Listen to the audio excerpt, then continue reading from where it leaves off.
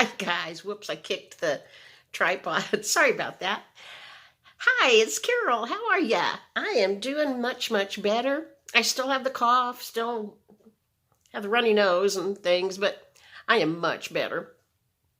Thank you for all your get well wishes and everything. How are you? Are you warm? It seems like most of the country is in the deep freeze. I'm going to stick up a picture of our forecast for Friday through Monday. It's going to be cold. Look at these lows. 1 degree, -5, -7, 0. Oh my gosh, it's going to be cold. Anytime it gets really cold like this, I think about this one customer I had. After my kids grew up, and it was just me, I always worked a full-time job and then usually one part-time job, maybe 2. And what I would do is I'd work at the library from 9 to 6, and then I would run through the McDonald's drive-through, get a Coke, a small fry, and a McChicken sandwich plain, dry, and eat that on the way to the electric company call center, where I worked from 7 to midnight. And I took calls. People could, pay their bill, report an outage, that kind of thing. Anytime there was big snowstorms across the country, I dreaded getting the calls. I felt really bad when the power was out, and, I could not do anything about it. We would have crews out trying to get the lines back up and restore power, but myself, could not do a thing about it. But I'm the one that talked to people. Most people were nice and understanding. There was one time that I felt extremely bad for this man. The power had gone out. The estimate to get it restored was 12 to 24 hours. And it wasn't during a snowstorm, so it wasn't extremely cold outside. But this gentleman called to tell me his power was out, and I told him yes, and blah, blah, blah. And he said, I have a brand new deep freeze. I just came home with this whole entire side of beef, half a cow of meat that is not frozen yet. I felt horrible for him. I just felt horrible because his freezer was brand new. It wasn't full of frozen food to help keep this cold.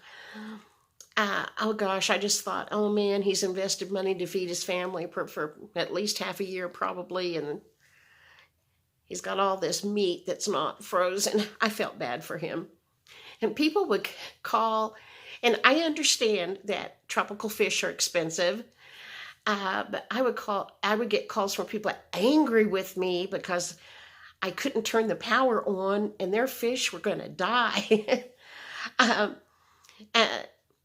I don't know how many times people would say, I know you have a switch you can flip and turn my power on. I don't want my fish to die. And really, I did not. If there was a power outage, it was because lines were down. A crew would have to go out and replace them or replace a transformer or something. I did not have the magic switch. I'm sorry, I kicked it again. But when it's cold, I think about this one guy.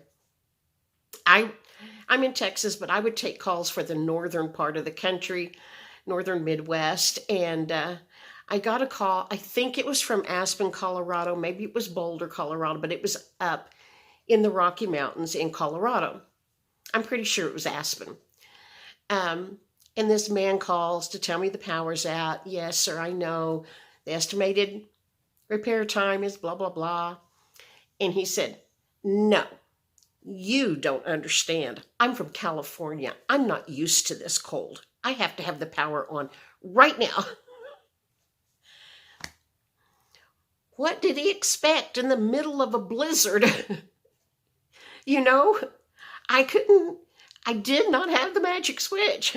We had crews out there with icicles dripping off their face, trying to restore power. But Gee, I'm sorry you're not used to it. Not much I can do. Um, Pardon me. I really enjoyed that job, though. It was a good part-time job.